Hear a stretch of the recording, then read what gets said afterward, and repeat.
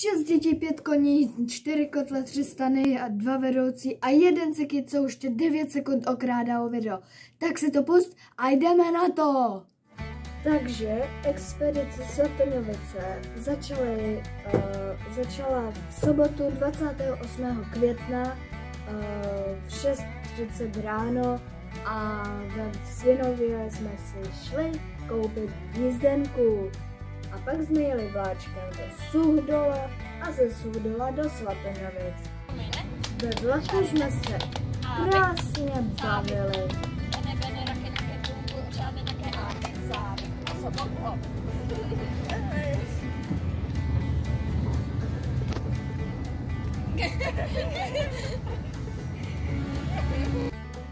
Jakmile jsme vystoupili ve Svatoňovicích, tak jsme šli zhruba 1 kilometr na statek, kde jsme se seznámili s majitelama a ti nám ukázali pláce, kde máme spát, postavit si stany a pak jsme natáčeli různé blbosti. Objevili jsme první zvíře, jinak už jsme sem se dostavili, tady někam. A tady je první zvíře, Maxi kočka. Jdeme dál na koně, jdeme. Objevili jsme druhé zvířata. Tam to zrovna kadí, dáme záběr na něho. No, jdeme dál. Prej máme jít hore. Jak jsme následně hledali ty koně, tak jsem přemýšlel, aby to nevypadalo tak jako minule, když jsme potkali nějakého koně po cestě. Tady, koní, ke mně, pojď. No výborně, hodný kuň. Jak se máš? Ahoj. Koníčku, pojď sem. No, ty jsi zlý kuň. Velmi zlý. Objevili jsme další koně, teda další zvířata a to jsou koně! A jsme tady v traktoru, takhle jedem, zapnutelný. Potom, co jsme dotočili blbosti, už přišla část stavět stany a uvařit oběd. Jo, tak my jsme si tady postavili stan, tady, ostatní mají tam dole a teďka si tady jdeme dát batohy. Postavili jsme to jako první. Jo, takže věci už jsme si dali do toho, do stanu, tak jsme si tady vyšlapali chodník, na té kameře to asi nepůjde vidět a tady je záchod. A když půjdeme zpátky, tak tady máme zase chodníček dolů. Tady úplně cestička, vidíte, holky tady zase staví stan, tak my máme tamhle stan. A je to rozhledna. Jo, jelikož mě pověřili, že mám vést této výpravě, tak jsme si to dali tam, abychom viděli na celé tábořiště. Snažíme se tu rozdělat oheň. Tady úplně zvalašilo tady to moje konstrukce. No, takže prej to už oheň je, ale to se svalilo. Tady je od Adama a od Honzy. Tady je od Holek a tam je náš velitelský stan. Takže oheň už nám plápolá a už tady vaříme čaj a čočkovku. Já jsem teďka vystoupila na tento kopec a vyfadil jsem je. Oni jsou tam dole a vyfadil jsem je prostě. A asi mě neslyšíte! Tak jo, tak my jsme teďka přišli z výletu, byli jsme v údolí Brdišovky a teďka máme svačinu a pak půjdeme na speciální program. Hrajeme tady flašku. Ne, neboj. Neboj. A byli jsme udělat překvapení s Terkou. A hrajeme flašku a Tonička dostala nějaký random úkol. Netočí. Tak? Netočí. A musela tam kvárkovat. Už jsme tady zapálili oheň na večeři. Tam u nás na stanu, když si tam sednete, my tam jsme si tam udělali židle, tak tam jde vidět krásně západ slunce, který ani nezapadá.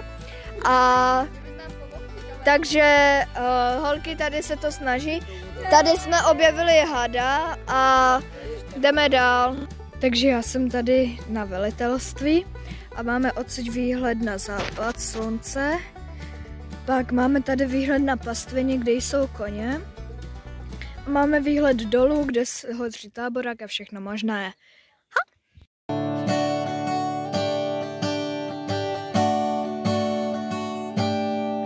Kolik je smutného, když mraky černé jdou lidem nad hlavou, smutnou dálavou. Já slyšel příběh, který velkou pravdu měl, za čas odletěl, každý zapomněl. Měl kapsu prázdnou, Franky dlouhá, po zátech toulal se jen sám. A že byl veselý, tak každej měl ho rád. A pak u táboráku všichni šli spát. A zase jede dál. A každej s ním dlouho se pak smál. A všichni se zbudili a Tam, kde odjeli. byl plášť, tam Franky hezkou píseň měl. Takže teďka odešel poslední člen z toho na stezku odvaj a čekáme tady. A když pak večer ranče, A pak přišla neděle 29. května a tu už jsme všichni byli vzbuzení zhruba nejpozději o 7:30. Tak jo, tak my jsme před hodinou zhruba vstali a tam jsme rozdělili oheň, tady jde Tomáš a teďka se už jdeme balit. A zase jede dál. A každej s ním chvilku. Jak jsme se zbalili o všechny věci, tak jsme pak šli hrát hry. Tak Franky ho vám jednou našli, přestal žít. Jeho srdce spí, tiše smutně spí. A lampa ještě svítila, 3. hodina odbyla a lampa ještě svítila, 4. hodina odbyla a lampa ještě svítila, 5. hodina. A pak přišla věc, na kterou se úplně, ale úplně všichni těšili. Where did you come from? Where did you go? Where did you come from, Cotton Joe?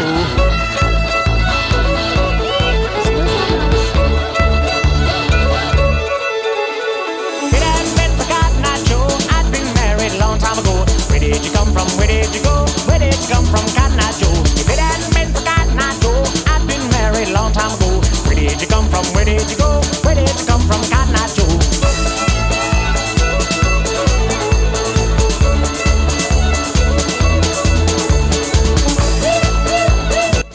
Tak jsme tam asi tak 3/4 hodiny jezdili na koni a pak jsme dělali oběd.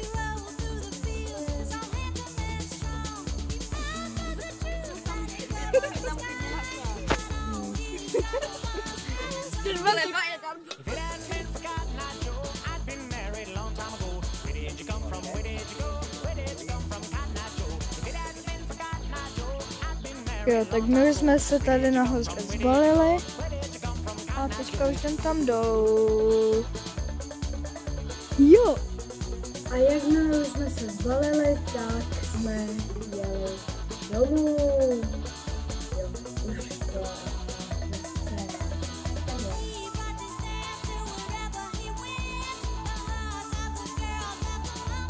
Tak jo, toto už bylo všechno. Má to 10 minut a já děkuji, že jste se dívali, ale ještě jednu věc. My jsme tam s Tomem natočili takovou jednu věc, tak vám ji sem dám a ahoj!